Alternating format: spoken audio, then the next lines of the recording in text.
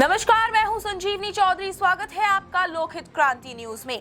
उत्तर प्रदेश की 9 विधानसभा सीटों पर होने वाले उपचुनाव का बिगुल बज चुका है। इन सीटों पर मतदान 13 नवंबर और मतगणना 23 नवंबर को कराई जाएगी।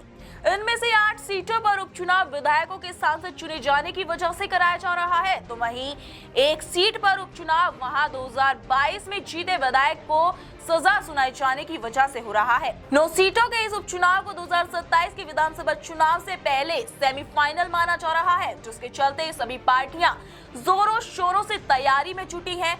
वहीं लोकसभा चुनाव में शून्य पर सिमटने वाली बसपा के सामने उपचुनाव में खाता खोलना भी बड़ी चुनौती दिखाई दे रही है। बसपा अकेले ही सभी सीटों पर चुनावी मैदान में उतरने के लिए पूरी तरह से तैयार है। पार्टी ने जातीय समीकरण को देखते हुए प्रत्याशी भी तय कर लिए हैं, लेकिन अभी तक उनकी आधिकारिक घोषणा नहीं हुई। उपचुनाव में बेहतर प्रदर्शन के लिए बसपा के नेशनल कोऑर्डिनेटर आकाश आनंद भी पार्टी प्रत्याशियों का चुनाव प्रचार करेंगे। वैसे तो जिन 9 सीटों पर उपचुनाव होना है, उनमें से एक भी बसपा ने साल 2022 के आम चुनाव में नहीं जीती थी। उस चुनाव में पार्टी को सिर्फ बलिया की रसड़ा विधानसभा सीट पर सफलता मिली थी।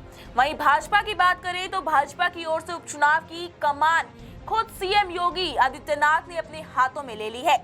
वो उपचुनाव वाली सभी सीटों का दौरा कर चुके हैं। वहां पहले संगठन के लोगों के साथ बैठकर बातचीत की और फिर उनके मिले फीडबैक के आधार पर वहां के अफसरों को लोगों की समस्याओं को तत्काल दूर करने का भी निर्देश दे दिया। उपचुनाव के लिए भाजपा ने अपनी जमीनी तैयारी पूरी कर ली है। सभी सीटों का सर्वे भी पूरा हो चुका है। चुनावी तैयारियों के मद्देनजर हर सीट के प्रभारी तय हो चुके हैं। प्रत्याशियों के चयन की प्रक्रिया भी लगभग पूरी हो चुकी है। माना जा रहा है कि इस हफ्ते बीजेपी प्रत्याशियों की भी घोषणा कर सकती है। इससे पहले समाजवादी पार्टी ने अपने 6 उम्मीदवारों के नाम का ऐलान कर दिया। जानकारी के लिए बता दें कि यूपी के उपचुनाव में सपा ने कांग्रेस के साथ मिलकर चुनाव लड़ने का ऐलान किया है और 6 सीटों पर प्रत्याशी की घोषणा भी कर दी। कांग्रेस वैसे तो सभी सीटों पर प्रचार में जुटी थी, लेकिन सपा ने एक तरफा 6 सीटों पर प्रत्याशी घोषित कर दिए, तो इससे कांग्रेस हैरत में आ गई, क्योंकि फूलपुर और मझवा पर वो खुद का दावा ठोक रही थी।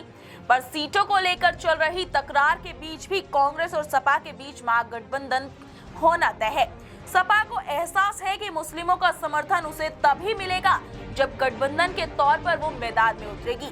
इसीलिए कांग्रेस को साथ लेकर चलना ही चुनाव लड़ने की पूरी तैयारी है। तो इस खबर पर आपकी क्या राय है, हमें कमेंट कर जरूर बताएं। अभी के लिए इतना ही। ऐसी ही तमाम खबरों के लिए जुड़े रहे हमारे साथ। धन्यवाद।